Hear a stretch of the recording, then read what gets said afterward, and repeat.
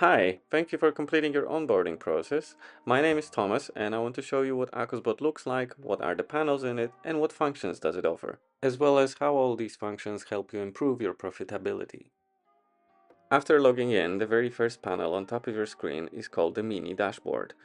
It's customizable and it offers you an overview of your last 30, 60, 90 days or all time sales, cost PPC, profit, or total ACOS. The second panel below is the product line and data panel. In here, you get an overview of both organic and PPC sales data. Right below the product info, you can see your PPC campaigns that are assigned to the product. What's important to keep in mind is that Acosbot aggregates your products by their parent SKU, which in turn means that data for all the variants that you might have for a given product will be aggregated into a single view. One of the vital things to do before starting your work with Acosbot is to set your margin before PPC for each product. Doing so allows Acosbot to function properly and its algorithms to calculate your profitability the right way and its strategies. By default, this value is set to 20%. Thanks to this parameter, your product line can display accurate numbers for your given SKU. Let's take an example on the screen of sales of 40,000 euros and 100. Cost per PPC roughly 5,000 and a margin before PPC of 20%. So the margin before PPC tells us that we've made 8,000 profit, give or take.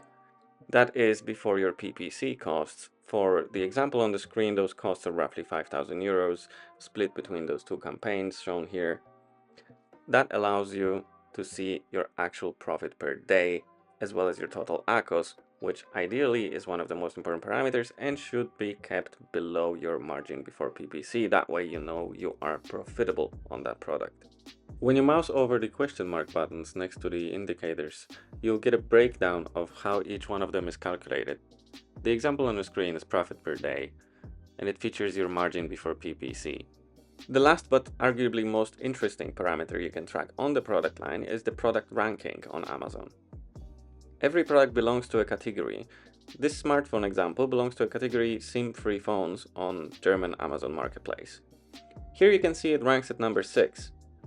Acosbot helps you understand whether your ad spending is producing the desired effect, such as improving the product's category ranking, if that is your goal. Lastly, if you require more information on what margin is and how to calculate it, feel free to hover over the question mark button and then click the read more button. It will direct you to our blog. And if you click the little graph button next to the rank indicator, you can view historical data on a timeline with a graph of any of the indicators on your items. Now, let's talk about the campaign line. The last line is the line of campaigns assigned to ASINs linked to these products. Important note here is that if a campaign includes ASINs outside of this product, Acosbot will allocate only the costs and sales driven by the ASINs related to this product while attributing the rest to other relevant products. On the campaign line, you can quickly view key campaign metrics such as sales generated by the campaign, number of units sold, daily budget utilization, campaign costs, and ACOS ratio. If you have multiple campaigns, you can sort them by ACOS quickly to identify campaigns that are overspending or are not fully utilizing their budget, allowing you to swiftly address the potential issues of your products. In the campaign view, you can also adjust key parameters such as the daily budget or the bidding strategies for Acosbot. There's also an automation switch toggle in the campaign view. When it's turned off, Acosbot will not adjust your bids, but only provide recommendations. In such cases, Acosbot gives only suggestions without changing your campaigns. The way Acosbot provides recommendations depends on the selected bidding algorithm. Keep in mind that after you've finished your onboarding process, by default the automation options are turned off. Now let's talk about the automation strategies that Acosbot has to offer. You can enable them by toggling the automation switch on, which I've talked about earlier. The different automatizations are max profit, boost, and target ACOS, each one of them featuring a different sort of behavior for the algorithm. Let's start with the boost strategy. This is a strategy that is best used for new products and new listings that do not have an organic search results yet, and it is designed to boost, as its name suggests, the keywords that provide the most sales to the product. This algorithm aims to utilize the entire budget allocated for the product campaign, with profitability being a secondary concern.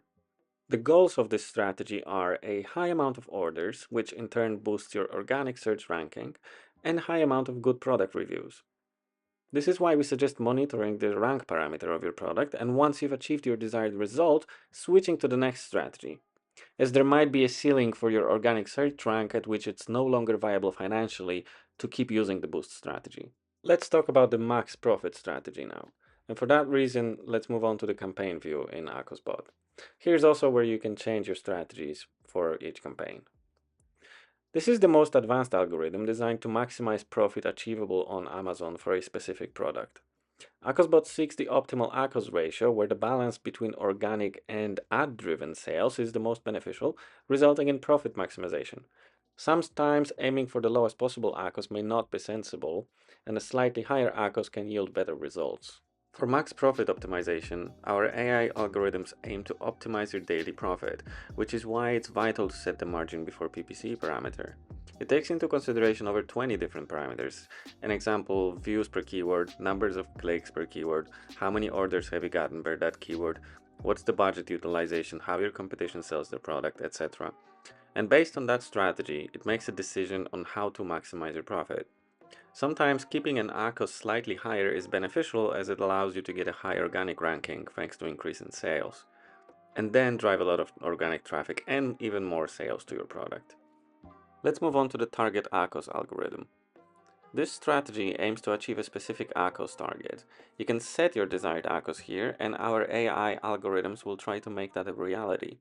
However, it's important to remember that ACOS can directly correlate with your traffic. Hence, setting a very low target ACOS can impact your discoverability, as the algorithms will only try to show your items for low-cost keywords. So we do not recommend setting ACOS to 3% if the current ACOS is, say, 15-16%. Alright, that's all for this video. Thank you for watching and trying out Acosbot. I hope you learned something today. You can learn more advanced information in the next videos. I also encourage you to contact us should you have any questions regarding Acosbot and its use. Thank you for your time, and see you in the next one.